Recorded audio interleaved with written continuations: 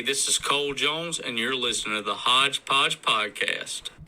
This is Richard Schroeder, and you're listening to the Hodgepodge Podcast. Hey, it's Derek Norsworthy, and you're listening to the Hodgepodge Podcast. Hello, everyone. It's Murr from Jokers. I'm here in my hotel room.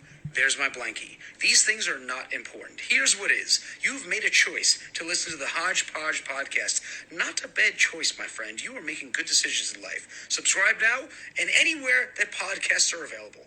Bye. I'm going to go back to cuddling from a blankie. Ladies and gentlemen, it's Hodgepodge time. Ladies and gentlemen, we are now back with the movie reviews. I took a little break. I told you they were probably going to come back. I wasn't quite sure, but I was getting a lot of emails at the hodgepodgeproductions@gmail.com. It's always in the description link of the podcast episode. It's crazy because you guys are like, we need them back. We need them back. We want them. I was like, okay, that's fine. Just give me a little break because I was watching too many movies at one time. And I just got tired of it. But we are back with the movie reviews, and Black Widow is today.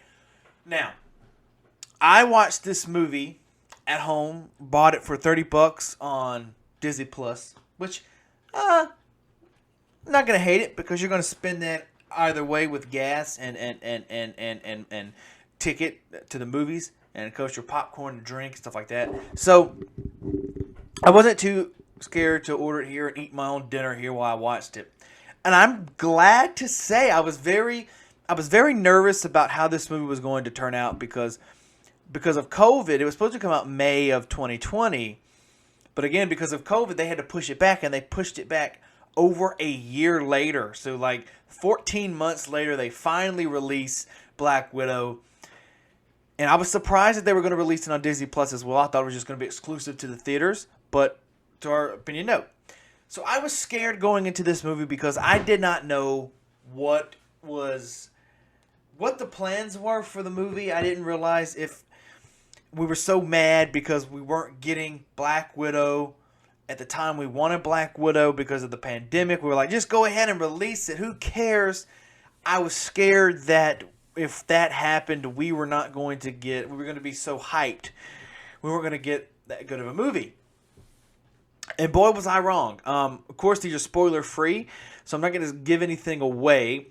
But I will say, the first 40 minutes of this movie are downright epic. I mean, it's crazy how many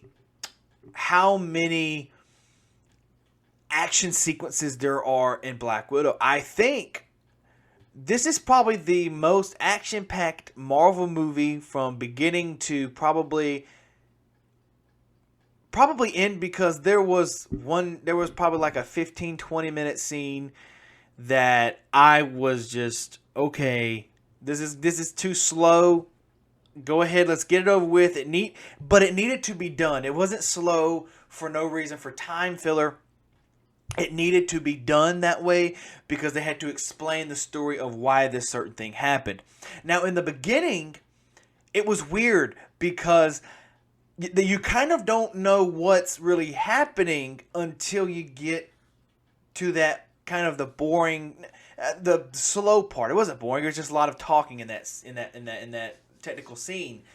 But because when you're watching the movie, you expect it to be boom, boom, boom, boom, Black Widow here, because it takes place between two iconic movies. It takes place between Civil War, and it takes place between Civil War and Infinity War.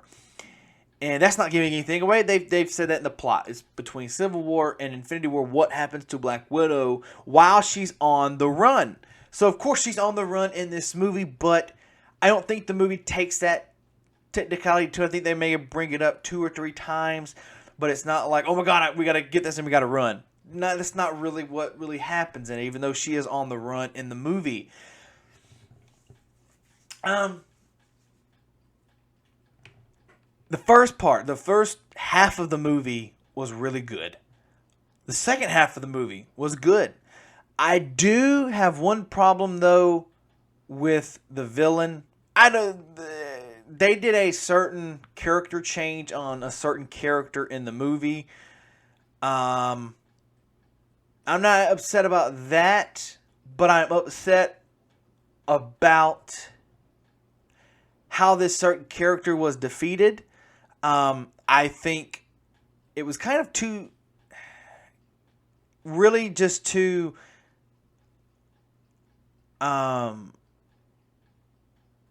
self-explanatory, because you kind of figured it out. Like, you figure out who this certain character is. Like, I figured it out probably maybe a little less than halfway once they start talking about it. I kind of figured out who it was, which is not bad because a lot of people don't, and that's fine. It's just it kind of plays out that way anyways.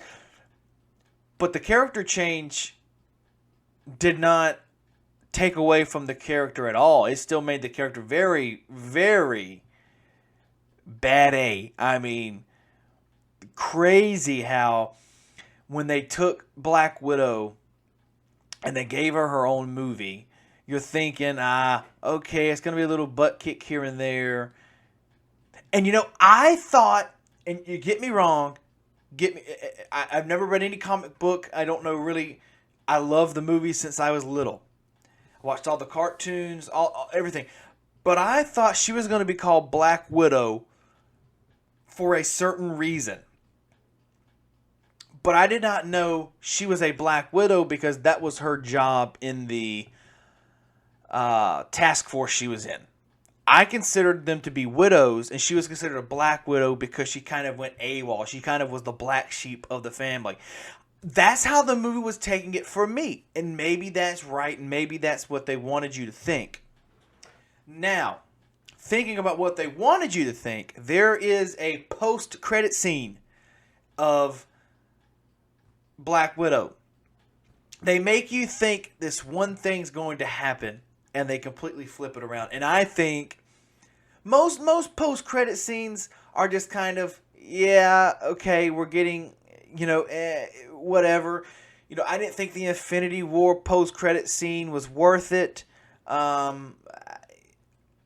was kind of just showed, them disappear. I didn't really care for that much. That wasn't really... But it set up Captain Marvel, I guess. That was the point they were doing. But I think this is the best teaser that you're going to get for a Marvel movie or a Marvel TV show, because what happens in the post-credit scene, I know they're doing a TV show, but I think it could also be a movie. I'm not sure if they're going to give this certain character a one-off movie or if they're going to go with a one-off series. Because, of course, they've done WandaVision, Falcon and Winter Soldier, and then right now they're doing Loki. So I'm not quite sure what's going to happen here. I guess time will tell what's going to happen. Her father in the movie, which is the fat guy, I can't remember what they call him, the Red Arrow, something like that. I could have done without him. I think he was there for comedic relief, and I don't think he gave any comedic relief, really. He did a little bit, but I found it more funny when Black Widow and her sister kind of were going back and forth because they were acting like siblings. I thought that was funny at one point. Like, you need to learn to drive. And she's like, shut up, leave me alone. I thought that was kind of funny. Sure, the Red Arrow, whatever her father's name is, sure, comedic relief, yes, a little bit, but I don't think it was needed. If they were going to use her father, fine. But again, I don't think they were needed to fight alongside her, which they didn't really. The trailer didn't really show, and that's what surprised me, because usually, I know the Marvel trailers are so picky on how they show their trailers because they don't want to give anything away. But I think they did a really good job in this one. They didn't really give anything away and maybe that's what's bad, because I didn't really remember what happened in the trailer. But I don't think that was a bad thing. Maybe it is. I was thinking, maybe, wow, they didn't really give anything away in the movie. But I'm going to give Black Widow 3.5 out of 5 stars. I'm going to give it 3.5 out of 5 stars for Black Widow. You guys should go watch it. If you're a Marvel fan, definitely watch it. I think it's worth the $30 to pay on Disney Plus, or to go see it in the theaters with your family. But if you're going to go see it with a whole bunch of people, just order it on your TV or order it on iPads. Whatever, however you watch your shows, and you have Disney Plus, and you got a big family. I would suggest buying it on there. It's 10 times cheaper because you're going to pay, what, $10, $15 a piece, and you got 5 people. That's almost $100 versus 30. So definitely watch it however you want to watch it. 3.5 out of 5 stars for Black Widow. That's my review of Black Widow. Enjoy, and as always, frown less. And go listen to the podcast right now.